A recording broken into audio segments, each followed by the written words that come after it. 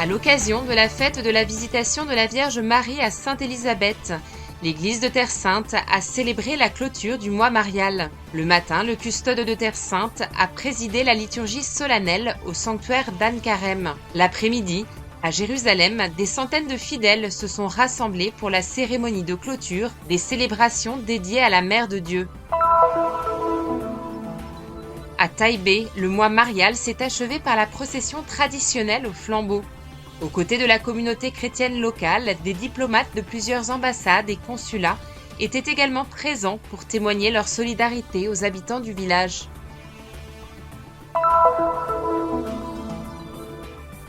Dans la basilique du Saint-Sépulcre, la solennité du corps et du sang du Christ a été présidée par sa béatitude, le cardinal Pier Battista Pizzaballa.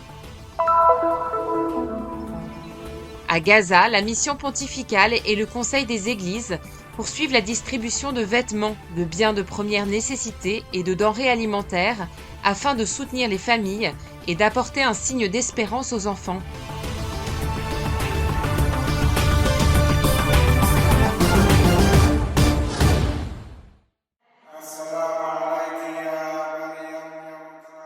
Pendant le mois de mai, les enfants de Marie consacrent un temps particulier à la récitation du chapelet, à l'exemple des fidèles de la paroisse Saint-Sauveur de Jérusalem. Je viens prier la Vierge, mère de Jésus et ma mère, et je lui demande de protéger le monde entier. Sans elle, nous ne pouvons pas vivre. Je demande à la Vierge de veiller sur le monde entier et de nous apporter la paix. La Vierge Marie, notre mère, est notre protectrice et nous guide sur le chemin de Jésus. Nous venons lui demander d'avoir pitié de cette terre et des chrétiens, de nous donner la paix et d'éloigner de nous les guerres et les destructions.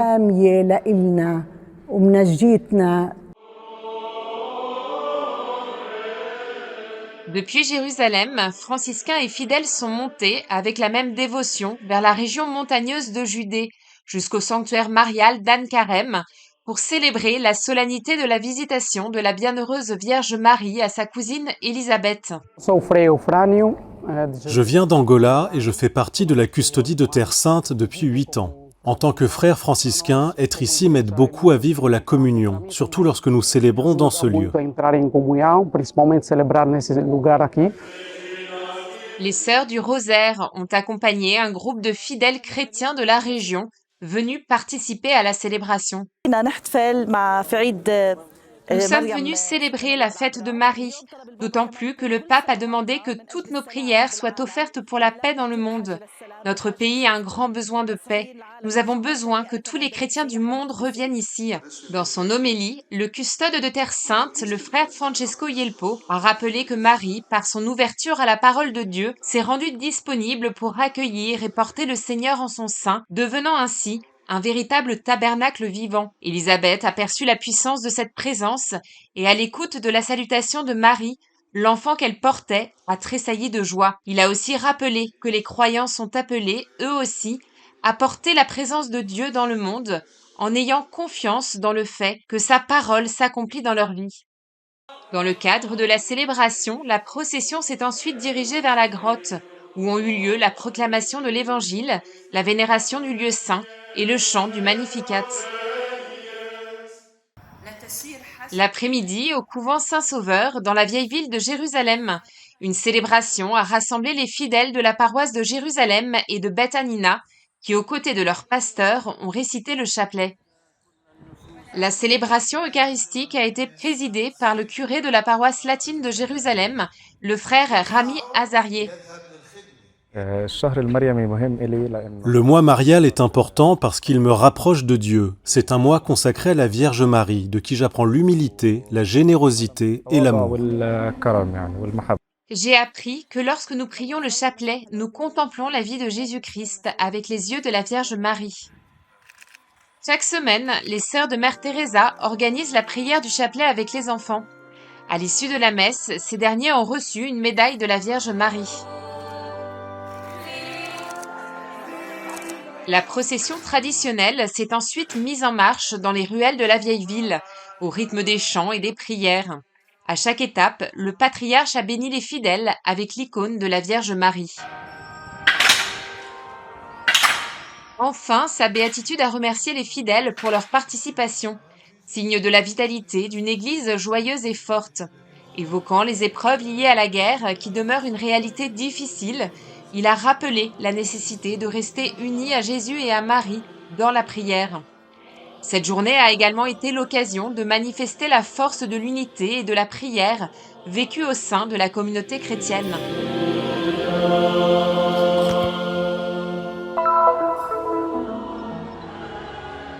La communauté de la paroisse du Christ Rédempteur du patriarcat latin de Jérusalem à Taïbé a célébré la clôture du mois marial par une messe solennelle présidée par le père Bachar Fawadleh, curé de la communauté. 10 diplomates provenant de différentes ambassades et consulats ont participé à la célébration, venus prier et exprimer leur solidarité envers les habitants du village face aux difficultés et aux défis auxquels ils sont confrontés. Je suis très heureux d'être ici aujourd'hui à Taïbé à nouveau pour ce moment important, pour cette procession importante. Pour le consulat général de France à Jérusalem, il est très important de marquer notre soutien à la population de Taïbé, de marquer notre volonté de les appuyer dans ces moments qui sont difficiles, où ils se voient les victimes de nombreuses violences d'un certain nombre de colons. Malheureusement, aujourd'hui, la présence chrétienne à Taïbé est en déclin. Elle vit au milieu de beaucoup de souffrances et d'un exode continu des habitants. Plus de 15 familles ainsi que des dizaines de jeunes ont déjà émigré. Nous restons fermes dans l'espérance. Avec Marie, nous demeurons toujours dans l'espérance et nous vivons cette espérance en présence de Jésus-Christ, qui est notre Sauveur, notre Rédempteur, le protecteur de cette terre et celui qui a visité cette ville il y a plus de 2000 ans.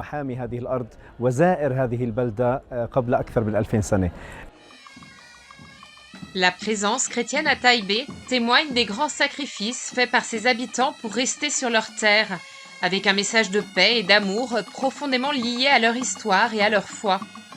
Les habitants de Taïbé se considèrent comme le sel de la terre et restent très attachés à leur terre, à leur foi et à leurs traditions, malgré les difficultés. Pendant le mois marial, les enfants portent l'habit de la Vierge Marie pour exprimer leur amour pour elle et leur volonté d'imiter ses vertus. Une image qui montre la continuité de la foi et du patrimoine spirituel à travers les générations.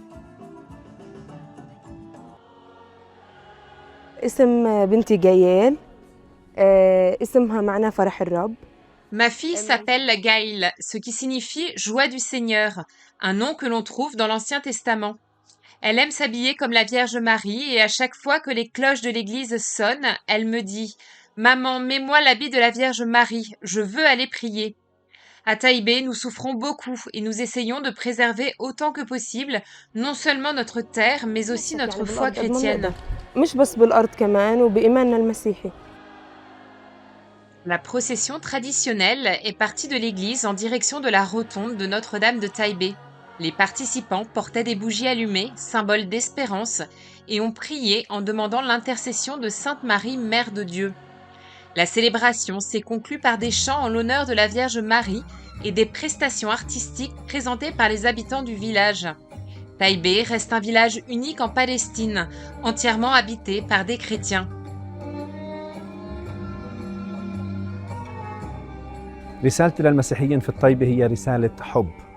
Un message d'amour, un message d'espérance, une nouvelle espérance que nous portons tous en nous. Nous devons vivre ensemble dans le bien et dans le mal, dans la santé et dans la maladie et dans les moments difficiles.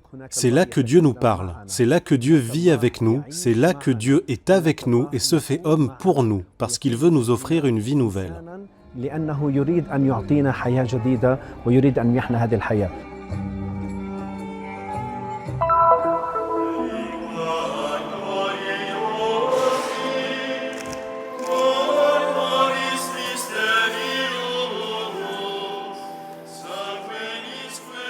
Chante, ô ma langue, le mystère glorieux du corps et du sang précieux que le roi des nations, né d'une noble mère, a répandu pour le salut du monde.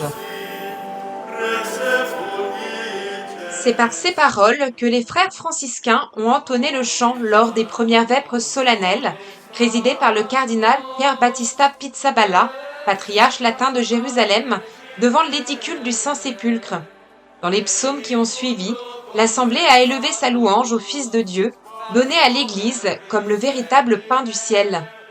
Allora questa solennità del Corpus Domini da una parte recepisce la teologia sacerdotale della Cette solennité du Corpus Christi reprend d'une part la théologie sacerdotale de la lettre aux Hébreux, qui en citant le psaume dit « Tu n'as voulu ni sacrifice ni offrande, mais tu m'as formé un corps ».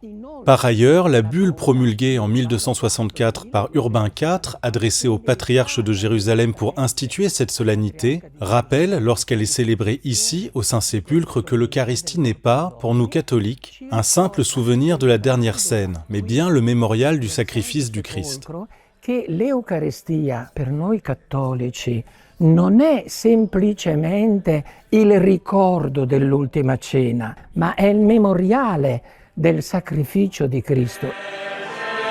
Dans ce lieu saint, où le corps du Christ a été offert sur la croix avant de ressusciter du tombeau, la liturgie est marquée par une procession solennelle qui fait mémoire de tous les mystères de la passion, de la mort et de la résurrection du Christ. Aux premières heures du jeudi, les frères franciscains se sont à nouveau rassemblés au Saint-Sépulcre pour la veillée et l'office des lectures, présidé par le père Francesco Yelpo, custode de Terre Sainte. Dans une lecture de saint Thomas d'Aquin, docteur de l'Église, il est rappelé qu'il n'existe rien de plus sublime que ce sacrement. Par sa vertu, les péchés sont effacés, les bonnes dispositions de l'âme sont fortifiées, et l'esprit est enrichi de tous les charismes spirituels.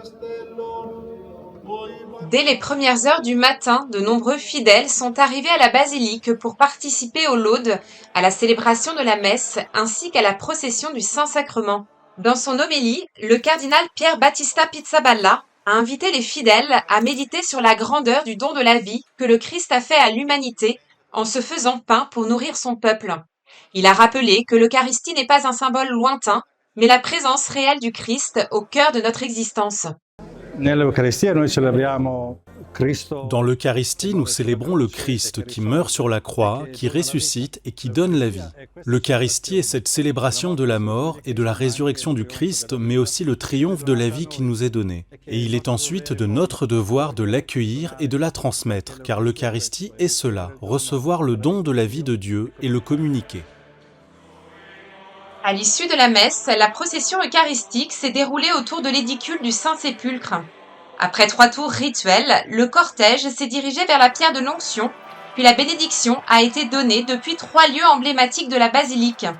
Devant l'édicule, à l'autel de Sainte-Marie-Madeleine et dans la chapelle de l'apparition de Jésus à sa mère.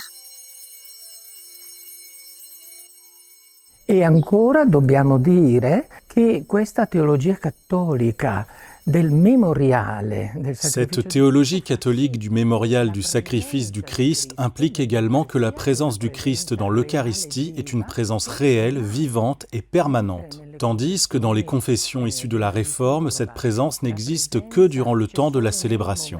Pour nous, la présence réelle du Christ continue chaque fois que nous entrons dans une église. Nous pouvons nous tenir en présence de Jésus vivant et véritable, présent dans le tabernacle. Noi possiamo metterci alla presenza di Gesù vivo e vero che è presente nei tabernacoli. Pour le frère Giuseppe Gaffurini, cette solennité représente le plus grand don que le Seigneur ait laissé à son Église. La célébrer au Saint-Sépulcre lui confère une dimension particulière, surtout pour les fidèles de la communauté chrétienne locale.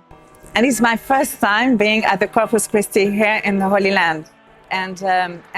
C'est la première fois que je participe à la célébration du Corpus Christi ici en Terre Sainte.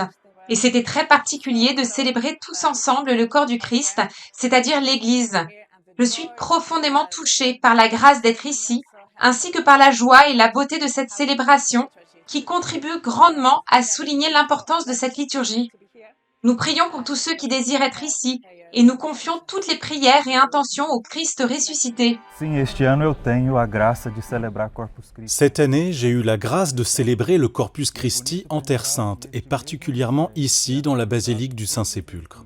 Il est beau de penser que ce même mystère est rendu présent chaque jour sur tous les autels du monde, à toute heure et chaque jour aux 4 coins de la terre. L'unique et même mystère s'est accompli ici.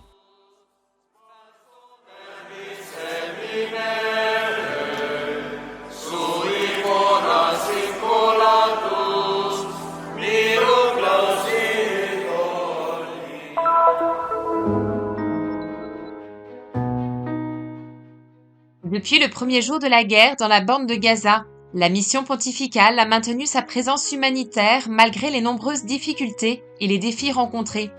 Aujourd'hui encore, elle poursuit cet engagement aux côtés du Conseil des Églises de Gaza en distribuant des vêtements, des produits de première nécessité et des colis alimentaires durant la période des fêtes afin de soulager les souffrances des familles et d'apporter une lueur d'espoir dans le cœur des enfants et de toutes les personnes durement touchées par le conflit. We have been providing support because of the size of the damage and the... Nous avons apporté notre soutien en raison de l'ampleur des dégâts et du très grand nombre de personnes déplacées et de familles qui ont tout perdu. Leurs maisons ont été détruites, leurs écoles ont été détruites, leurs activités ont été détruites. Depuis plus de 2 ans et demi, elles vivent sous des tentes. C'est pourquoi nous avons dû intervenir et mettre en place des initiatives avec nos partenaires à Gaza. and to implement initiatives with our partners in Gaza. محتاجين نأمن حياة أولادنا، الوضع صعب. Nous avons besoin d'assurer une vie digne à nos enfants. La situation est extrêmement difficile. Il n'y a ni travail, ni aucune source de revenus. Vivre sous une tente, en outre, n'est pas ce que l'on pourrait imaginer. C'est une situation de souffrance et d'humiliation. Un jour, nous avons faim. Le lendemain, nous parvenons à trouver quelque chose à manger. Parfois, nous trouvons de la nourriture. Parfois, nous ne trouvons rien. Nous avons besoin de ces colis alimentaires pour pouvoir garantir une vie digne à nos enfants. Ces vêtements nous ont vraiment aidés. Ils ont apporté de la joie à nos enfants, mais aussi à nous-mêmes. Nous n'étions tout simplement pas en mesure de leur acheter ces choses. Mais grâce à Dieu et grâce à vous, cela a été possible. Ils ont apporté beaucoup de bonheur dans notre foyer, à mon mari et à mes enfants. Car pour être honnête, mon mari est blessé et immobilisé. Il ne peut pas acheter de vêtements pour ses enfants. Nous vivons dans des conditions très difficiles parce que notre maison a été détruite. J'ai une famille de 4 personnes et je ne suis pas en mesure de leur assurer une vie digne ni d'acheter ce dont elles ont besoin. Au nom du Conseil des Églises de Gaza, nous remercions la mission pontificale pour son soutien constant aux familles les plus vulnérables de la ville de Gaza. Ce projet prévoit la distribution de bons alimentaires destinés aux familles les plus démunies. La mission pontificale, avec une grande générosité, continue de mettre en œuvre de nombreux projets de soutien en faveur de notre peuple palestinien. We reached thousands of people, children, mothers, young... Nous avons aidé des milliers de personnes, des enfants, des mères, des jeunes, des personnes âgées, ainsi que plus de 2000 familles, à travers différentes interventions qui, à certains moments, ont littéralement permis aux gens de survivre. Lorsqu'ils n'avaient rien à manger, pas d'eau potable et qu'ils n'étaient pas en mesure de répondre à leurs besoins d'hygiène quotidiens. Depuis sa fondation à Jérusalem, en réponse du Saint-Siège pour soutenir les populations de Terre Sainte, la mission pontificale mène fidèlement sa mission humanitaire et continue de l'exercer aujourd'hui encore grâce à sa présence active dans la plupart des villes palestiniennes et à son engagement constant en faveur de la dignité humaine, en apportant son soutien là où les besoins sont les plus urgents. Entre des tentes qui ont perdu toute sécurité et une enfance en quête de simples instants de joie, la mission pontificale poursuit son action humanitaire, maintenant vivante une flamme d'espérance capable d'éclairer l'obscurité de la guerre.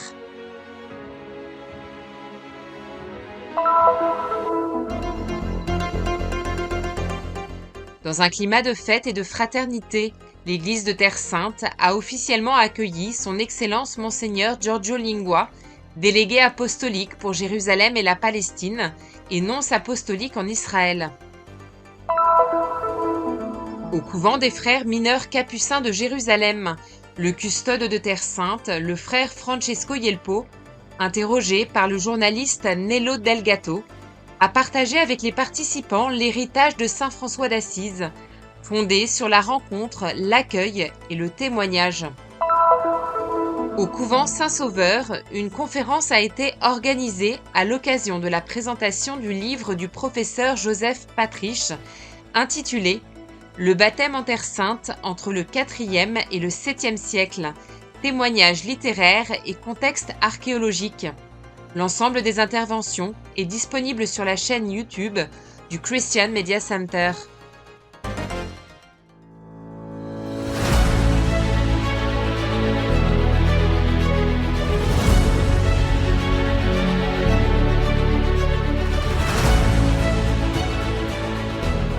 faites un geste de solidarité et soutenez la mission de la custodie de Terre Sainte.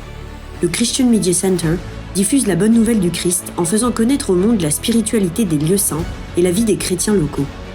Votre contribution nous aidera à porter toujours plus loin l'annonce du Seigneur ressuscité aux hommes et aux femmes de toutes les langues et de toutes les nations. Pour nous aider, il vous suffit de scanner ce QR code. Votre choix fait la différence.